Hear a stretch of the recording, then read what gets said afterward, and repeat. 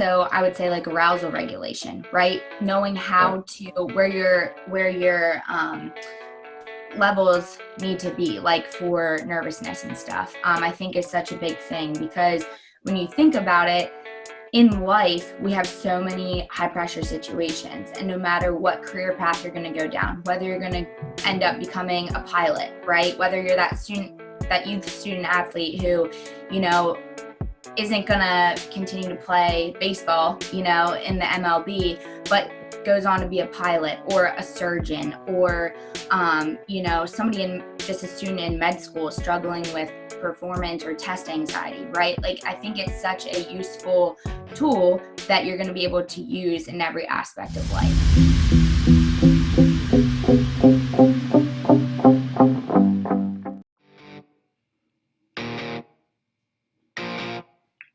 Welcome to the Elev8 podcast. I'm your host and coach, Tyler Johnson. Thank you for tuning in. If you are a return listener, I'd be grateful for your rating or review.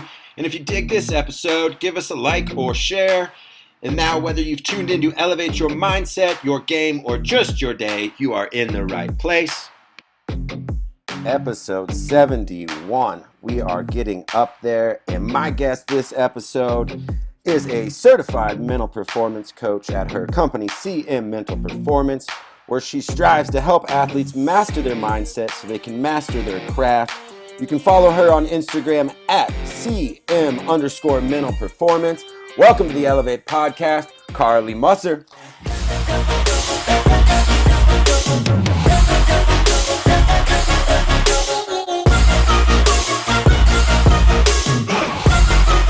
How are you today? I'm great. How are you? I am fantastic. Beautiful morning here, and excited to have you on the podcast. Heard you on a mutual friend of ours, Jake Thompson's Compete Everyday podcast, and know some people, and it's like, need to have Carly on. So excited to have you. And I guess kind of first question is, being a mental performance coach, what kind of led you into this field? Always curious. Yeah, no, I think that's a fair question.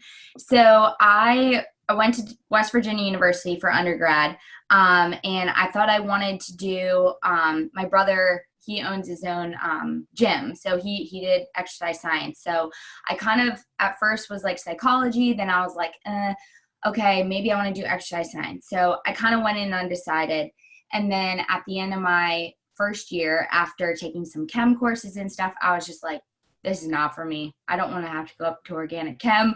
At WVU, it was ex-phys, so a lot of like doctors and stuff in there. And I was like, you know what? I know I can do it, but I don't want to do it. So my advisor recommended sports psych at the end of my freshman year. I honestly feel like God placed me in it, and I said, all right. So I went back sophomore year, hopped into it, and my faculty was just awesome. And I was like, holy cow, I didn't even know this was a thing, and I love it. So I had a very like unique path, because what you'll find is a lot of people in our field, they discover it in undergrad, and then they're like, oh, I want to get my master's in it. But I had an undergrad degree in it, which was a huge blessing. Yeah. So I honestly just kind of took a leap of faith, tried it out, and I loved it. Yeah. So that's kind of how it got me here. Cool. And were you an athlete growing up, I assume? Yes, I was. What kind of sports did you? I was.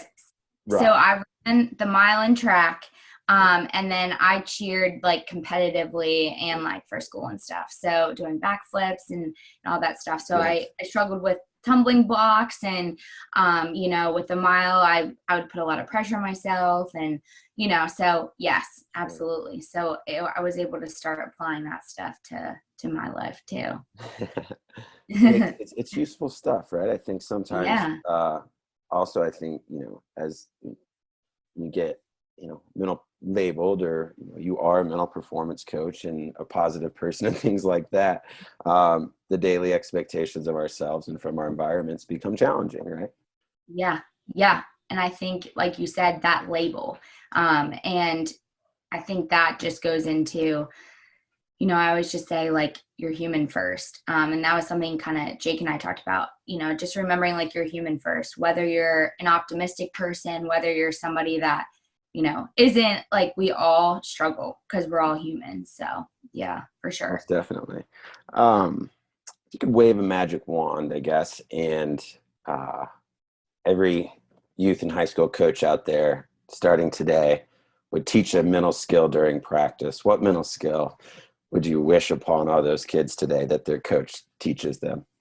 This is probably one of the best questions I've ever been asked, because you ready for me to list the whole thing? No, Yeah, but I mean, obviously they're all, but I mean, I think that's a great question. And I would say the biggest thing, and I don't know through your experience, but the biggest thing that I see is confidence. Working with a lot of baseball players at the youth level, and also into collegiate, same with softball, same with, track, same with so many, golfing, right? Confidence is like the biggest thing that I see. So I would definitely say self-confidence. But also I would say like arousal regulation, right? Knowing how to, where your levels need to be, like for nervousness and stuff, I think is such a big thing, because when you think about it, in life, we have so many high pressure situations, and no matter what career path you're going to go down, whether you're going to end up becoming a pilot, right? Whether you're that youth student athlete who, isn't going to continue to play baseball, in the MLB, but goes on to be a pilot or a surgeon, or, somebody just a student in med school struggling with performance or test anxiety, right? Like, I think it's such a useful tool that you're going to be able to use in every aspect of life. So I really say those two for sure. Love it. Love it. I think Michael Gervais calls that arousal, like finding your five. Yeah. You think, I always love that. I think I struggled finding my five as a young athlete, and managing those things too. So we talked about being kind of human, and, part of that is doubt. What do you do, or what do you teach others when doubt creeps in? Yeah. I think self-doubt is something that happens to creep in more than we would wish or like, especially with, the world we live in, and just the increase in technology and social media. It can be great, but it also can, lead to comparison more. I think the biggest thing is knowing, hey, you know what, I did this before. Or if it's something vicarious experiences, looking back at those vicarious experiences and remembering, hey, you know what, last time I felt really nervous, but I did it, so I can do it again now. Or if it's something that's brand new and you've never done before, I think looking at, okay, a lot of times we tie fear with doubt, right? We might not realize it, but fear. So I think challenging that fear, saying, hey, what am I fearful of? What's the worst that can happen, if I don't get the result that I want?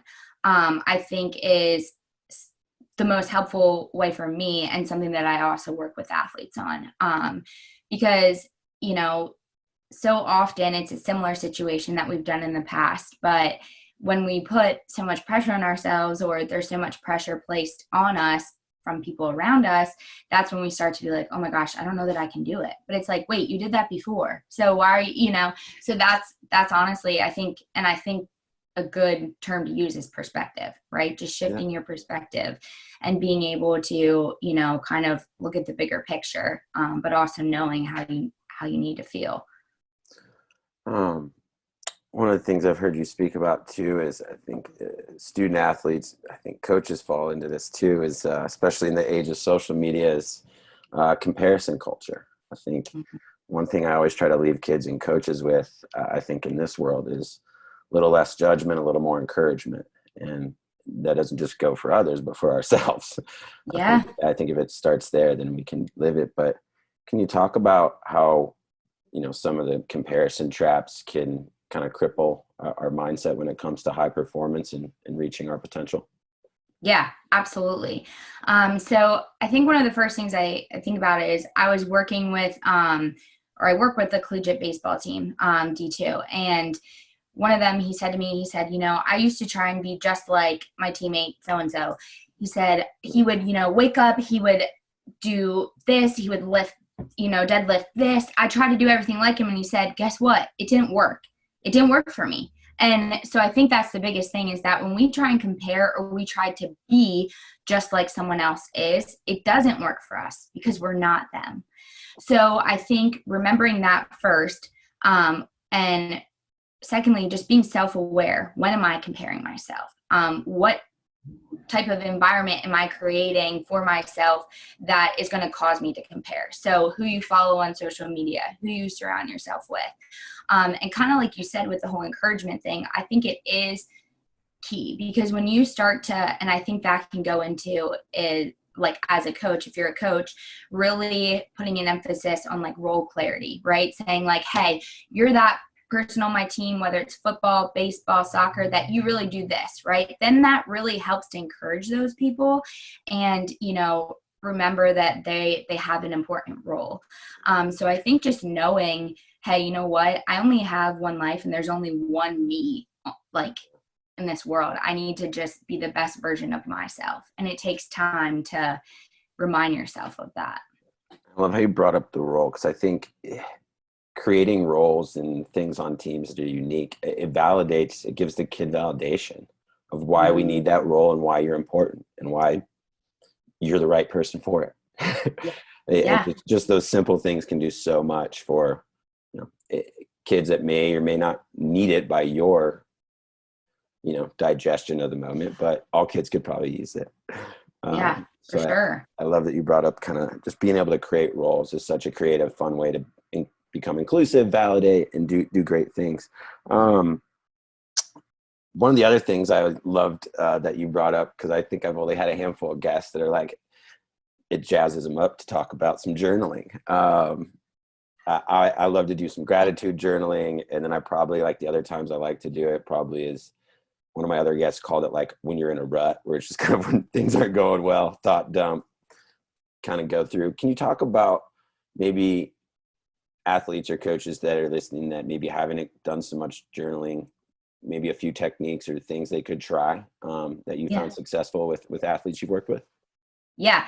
So something that I do is I've had some athletes write their, you know, write the date, write a little bit about, you know, post game or, you know, pre-game, and or both.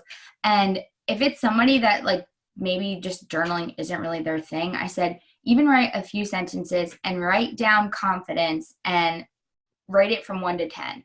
Or if it's, let's say they're dealing with like performance anxiety, or let's say they're dealing with stress, whatever word, you know, you can change those out or do all of them, but rating, okay, where can I numerically rate that today, I think is so powerful. Because even if it's somebody that doesn't like to sit and write, you know, a ton, like I love to do that, but if it's somebody that doesn't like to do that, at least they're reflecting, and at least they're becoming more self-aware. Hey, what am I going to rate this today? Or what am I going to rate this after this game or before this game? And why did I rate it? You know, and that's something, the other part of it is I say, you know, write it. And then like, even if you put a few words or a sentence, why you felt that way. And I found that that has been like really powerful. Not all of them end up doing it. But I do find even on, you know, during a session when I ask them that, that seems to really be something that stands out. So I kind of have them do that in a journal as well. Can you talk about, I think one of the things that's always just so important as coaches and us as student athletes is, as coaches, to understand the narrative of our athletes, and then as athletes to understand our personal narrative. Can you talk about how journaling kind of help or open the doors to some of that understanding? Yeah. So I think that one of the biggest things, and I know for myself, is, you know, when I journal, I personally, and I know you said about gratitude journaling, I've done that before as well. I journal about my day, and I try to journal about the highs and lows. So if something great happened that day, for instance, if I reached you know, I'm big into running and working out. So if I reached a goal, or if I didn't reach a goal, or, you know, if I got a new team, you know, and then let's say 2 days later something happens, then 2 days later I talk about it and how it didn't end up working out and how I'm feeling. So I think that themes can be such a big thing. So when you look at, if you take a second, you look back at your week, or you look back at, Monday through Wednesday, okay, how was I feeling?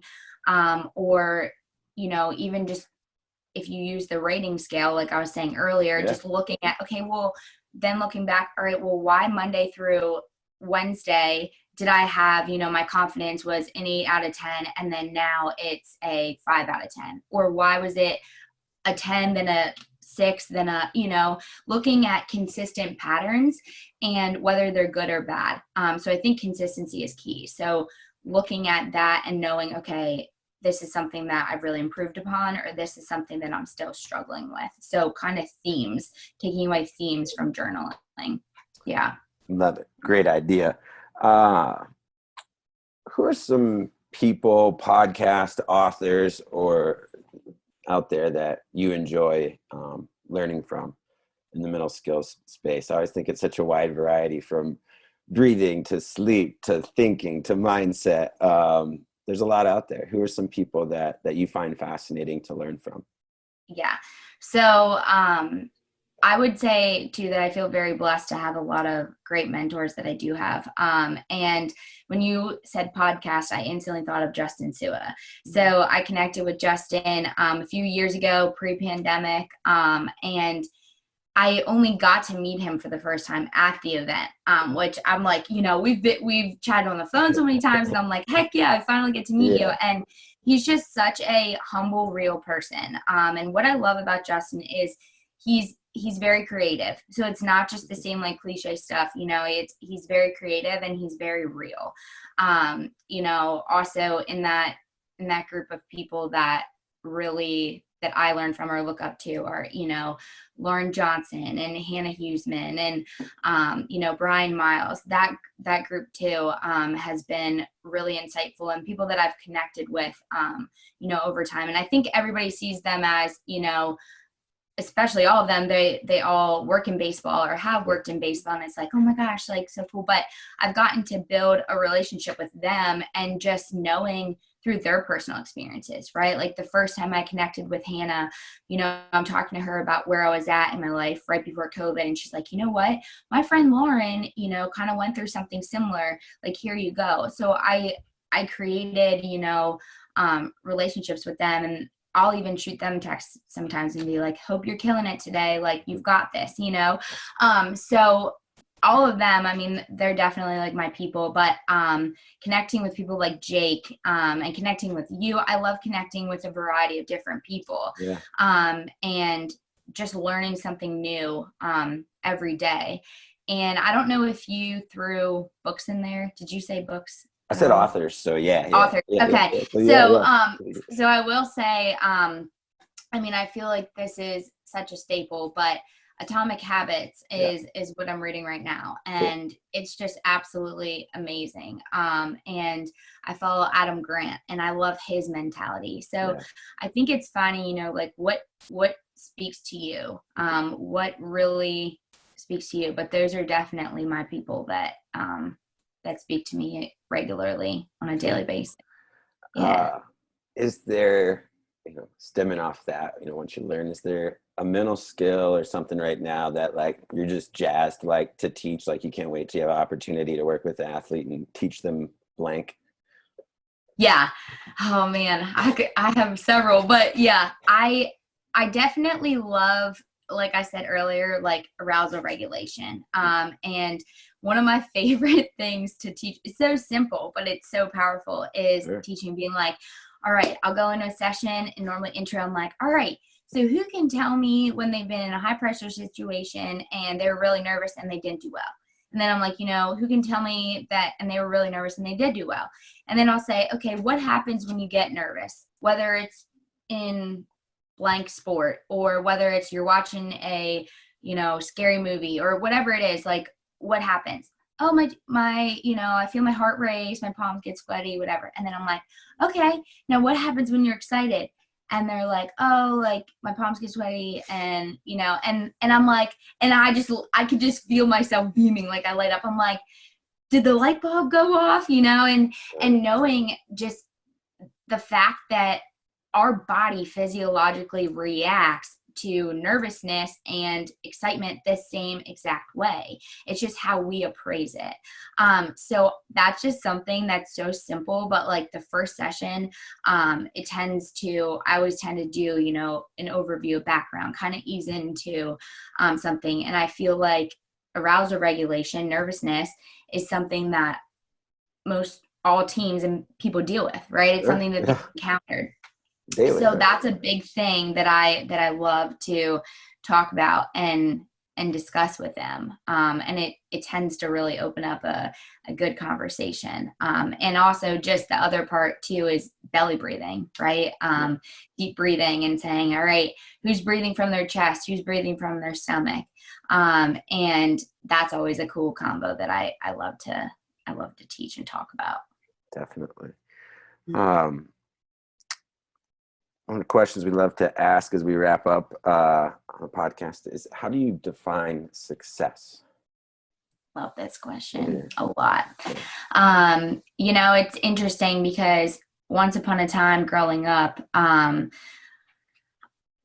looked at success as, okay, how much money you have, or all the accomplishments and achievements that you have, right? Like I was once this little girl just looking at the world and what I thought, and I think even now, and I think it was in December, so a few months back, I put up a quote or a post about success, and I think for me personally, success to me is making an impact, knowing that I left somebody different than before. And when I get a call from a parent, or when I get a text from, a collegiate athlete saying like, oh my gosh, Carly, like I did it today, or wow, like I feel so much better, or guess what happened, or a parent says, I've really seen a change in my son or daughter, to me, that's success, because I know that I'm helping them. They're doing the work, but I'm just there to guide them.